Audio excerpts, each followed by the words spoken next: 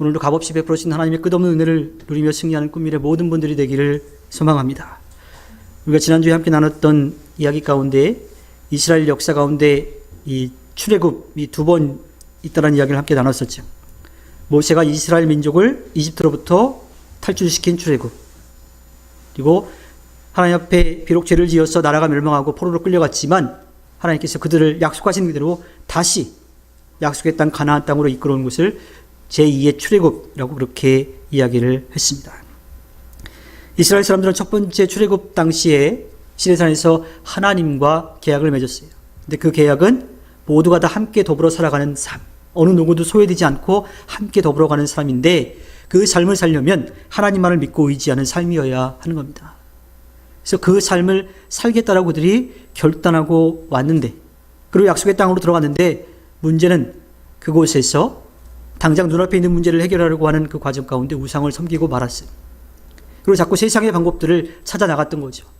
결국은 그 일로 인하여서 하나님은 그들을 치실 수밖에 없었던 겁니다. 그래서 그들은 계약의 땅인 가나안을 내놓고 먼 이국으로 끌려가 노예 생활을 시작해야만 했지요. 아수르에 의해서 북이스라엘이 멸망하고 또 바벨론에 의해서 남유다가 멸망하게 되었습니다. 약속을 깨뜨렸으니까 그 약속을 깨뜨린 책임을 물을 수밖에 없어요. 그런데 하나님은 그들의 조상에게 약속하신 그대로 다시 그들을 회복시키는 거예요. 사람의 힘이 아닌 하나님의 놀라운 역사와 은혜를 통하여서, 또 신실하신 하나님이시기 때문에 그 약속을 지키시면서 그들을 돌아오게끔 하신 거죠. 그때 돌아올 때에 힘을 썼던 인물 가운데 우리가 에스라에 대한 이야기를 함께 나눴었죠. 이제 그 에스라를 통해서 하나님께서 이스라엘 민족에게 어떠한 것을 일으키시는지를 오늘 살펴보려고 합니다.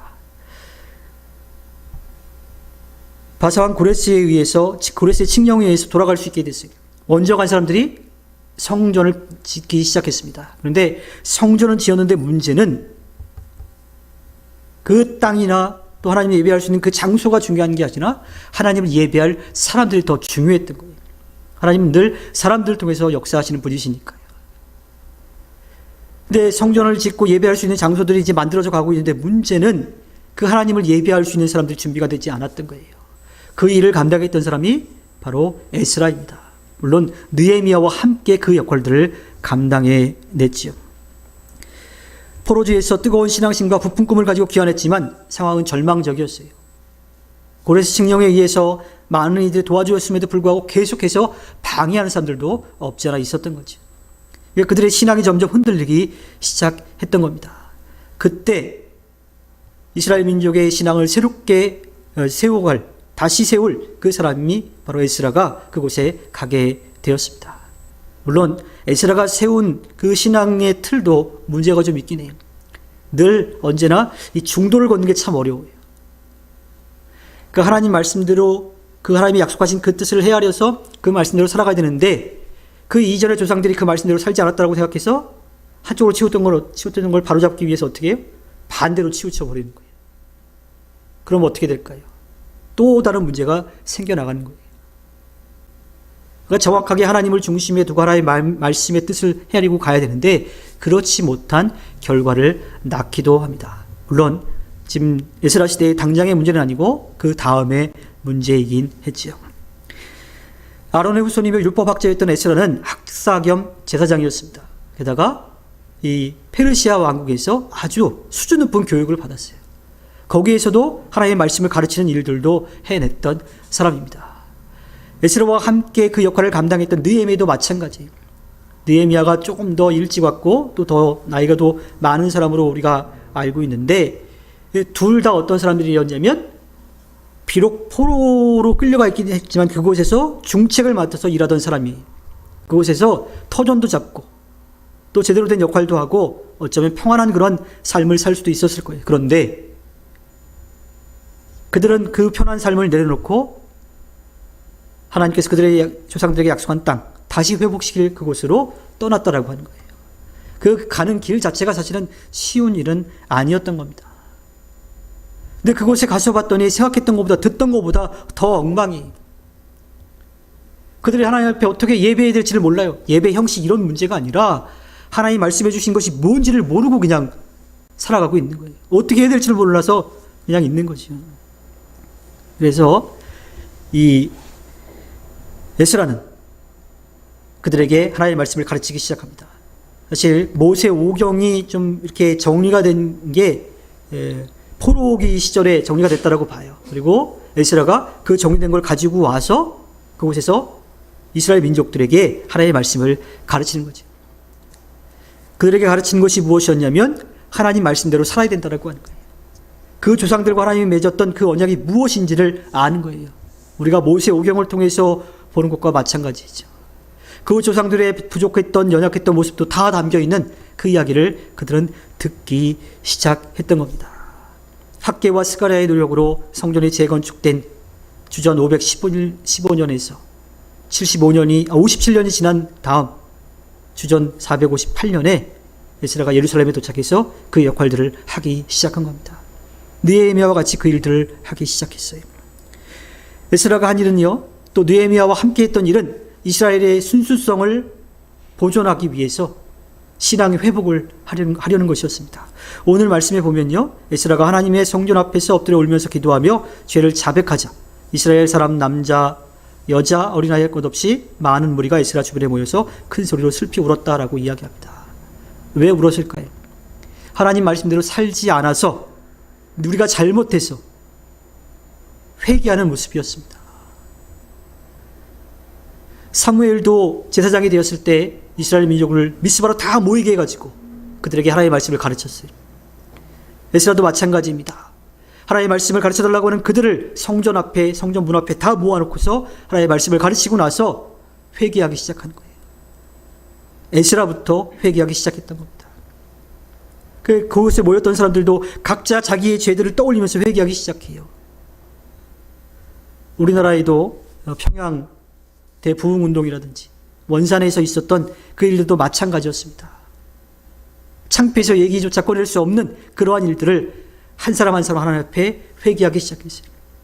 그 자리에서 눈물로 회개하기 시작했어요. 그때 회개의 역사, 치유의 역사와 회복의 역사, 부흥의 역사가 일어났던 겁니다. 이스라엘 민족에게도 그 역사가 일어나고 있습니다. 그러면서 자신들이 잘못한 그것들을 꺼내기 시작하는데 그 내용들을 살펴보면 오늘 말씀에는 그때 엘람의 자손 여이엘의 아들 스가가 에스라에게 말하였다. 우리가 주변에 있는 이 땅의 백성에게서 이방 여자를 데려와서 아내로 삼음으로 하나님께 죄를 지었지만 아직도 이스라엘에 희망은 있습니다.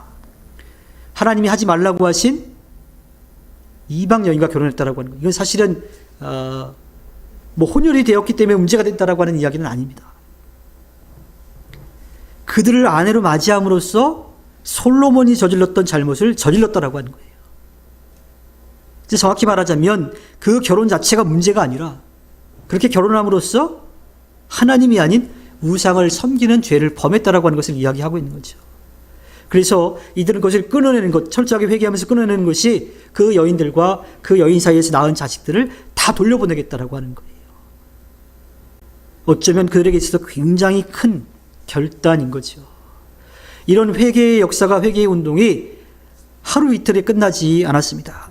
때마침 그렇게 그들이 회개하기 시작했을 때가 마침 초막절이었어요. 그 초막절 기간 동안 7월 1일부터 27일까지 약 한 달을 그곳에서 회개하고 하나님의 말씀을 배우기 시작했던 거예요. 그리고 그렇게 살아가기로 결단합니다. 거기에는 느헤미야를 비롯해서 서기관, 제사장 등 모두가 율법을 철저하게 지키기로 엄숙하게 맹세하고 서약서에 서명을 했습니다. 느헤미야와 에스라의 이런 뼈를 깎는 노력을 통해서 그들은 신앙을 회복하기 시작합니다. 하나님 말씀대로 살아가기 위해서 노력을 하기 시작해요. 그때부터 생겨난 이 운동이라 그럴까요? 그 조직이, 그 틀이 바로 유대교라고 하는 거예요. 우리가 흔히들 유대교와 이스라엘 민족을 좀 혼동하는 경우가 있어요. 그냥 하나로 묶어서 생각을 하는 경우가 있는데 이스라엘이라고 하는 말 자체가 어떻게 나타났어요? 야곱이 하나님과 씨름해서 얻은 이름이에요. 그러니까 조상의 이름이기도 하지만 그 민족 자체를 이루는 것. 하나님의 백성이라고 하는 것. 하나님과 겨루어 이겼다라고 하는 그런 뜻도 포함이 되어 있지만 하나님을 믿고 하나님만을 붙드는 사람, 그러니까 하나님 말씀대로 살아가는 사람들, 그 민족이 이스라엘 민족이었다라고 하는 거예요. 하나님이 하비루라고 하는, 당시에 혼자서 살아갈 수 없는, 힘이 없는 그들, 누군가의 도움이 필요한 그들 곁에서 그들과 함께 살아가라고 하셨는데, 그들의 하나님, 그렇게 하나님이 세우신 민족이 바로 이스라엘 민족이었던 거예요. 그리고 하나님이 이스라엘 민족들과 언약을 맺어서 하나님 말씀대로 살아가게끔 하셨던 거죠. 그런데 벗어났어요. 그래서 하나님 돌아올수록 만들었습니다. 그리고 다시 돌아와서 에스라를 통하여서 새롭게 신앙의 틀을 쌓아가는데, 이때 우리가 흔히 알고 있는 율법주의가 생겨나기 시작하는 거예요. 그 시초가 생겨나기 시작합니다. 왜냐하면 하나님의 말씀, 그 율법을 지키지 않았기 때문에 이러한 결과를 얻었다. 그러니까 우리는 절대로 이 법을 어기면 안 된다라고 하는 생각을 가진 거예요. 그래서 그들이 계속해서 그 법을 지키기 위한 법들을 계속해서 쌓아놨기 시작했습니다. 그런데 시간이 흐르면서 어떤 결과를 초래했느냐? 정말 하나님이 말씀하신 하나님 사랑과 이웃 사랑은 일단 감춰져 버리고, 그 하나님 사랑과 이웃 사랑을 하기 위한 다른 법들, 이렇게 해야 된다 저렇게 해야 된다라고 하는 법들을 계속 쌓기 시작했어요. 그러니까 정말 하나님 사랑과 이웃 사랑의 목적은 잃어버리고, 자신들이 만들어 놓은 그 율법의 틀, 그 틀만 지키려고 했던 거죠.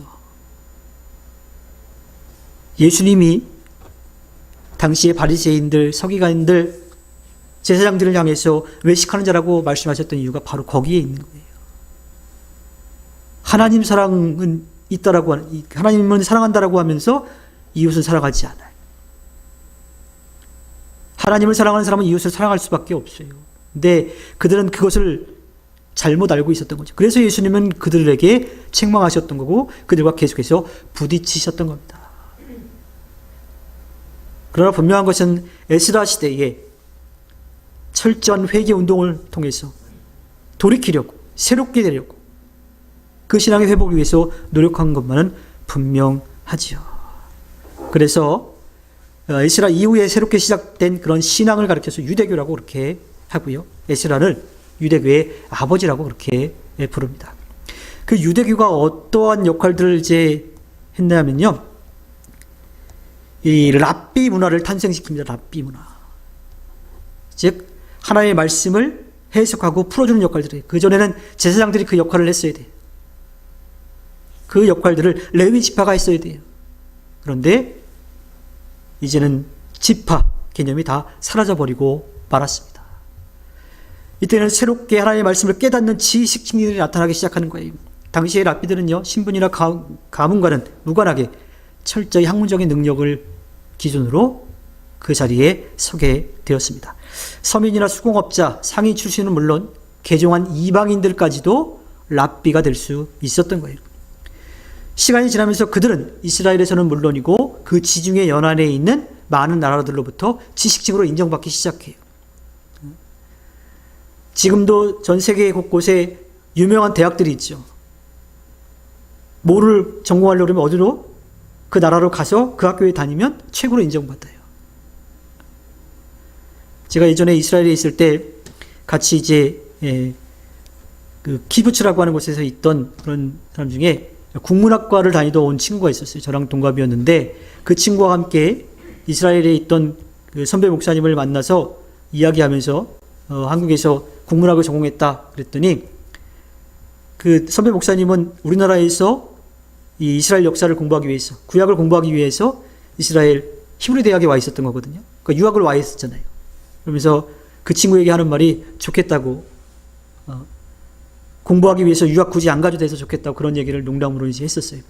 저도 뭐 유학 갈 정도의 그런 실력은 이제 아니지만 그런 학문들을 좀 배우고 싶은 욕심들은 이제 없지 않아 있긴 합니다.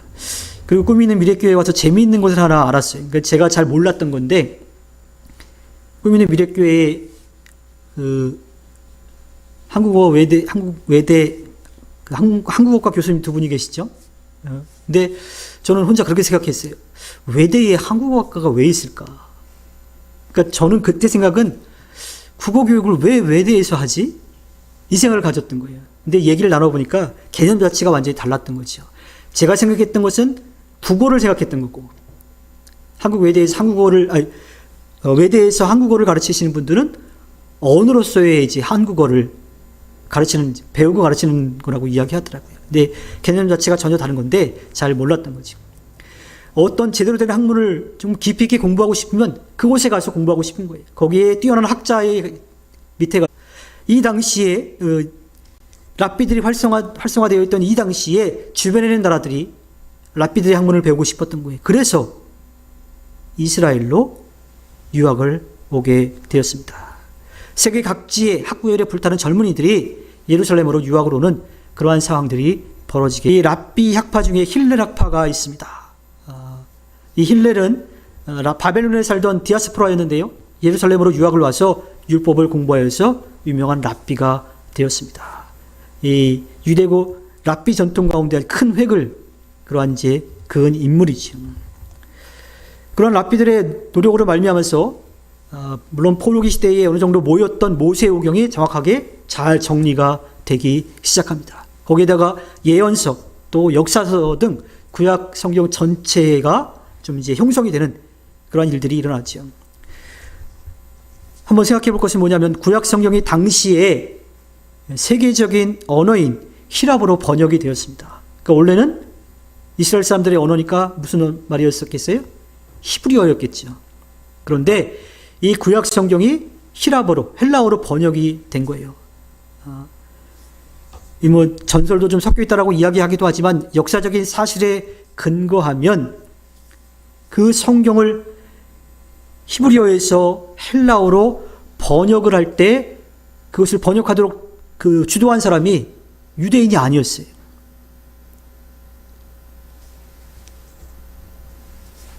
그 사람은 이집트의 프톨레마이오스 2세라고 하는 사람입니다. 굉장히 학문에 대한, 책에 대한 그 열정이 되게 많았던 사람이라고 그래요. 알렉산드리아 도서관 그곳에 책을 수장하는데 거기에 지금 소위 말하면 핫한 책이 없던 거예요. 그 책이 뭐냐면 성경이었던 거죠. 유대교 랍비들이 가지고 있는 그 성경이 그 안에 없었던 거예요. 그래서 그 성경을 갖고 싶은데 히브리어를 배울 수가 없으니까 그 당시에 가장 많이 통용되는 언어인 헬라어로 그를 번역을 시킵니다. 그때 이스라엘의 대제사장 엘르아살에게 구약 성경을 히랍어로 헬라어로 번역할 학자들을 보내달라고 이야기합니다. 그때 뽑혀서 간 학자들이 70명이라고 그래요. 그리고 그때 72일 동안 같이 번역을 했는데 그때 번역된 성경 버전을 70인역이라고 그렇게 이야기를 합니다.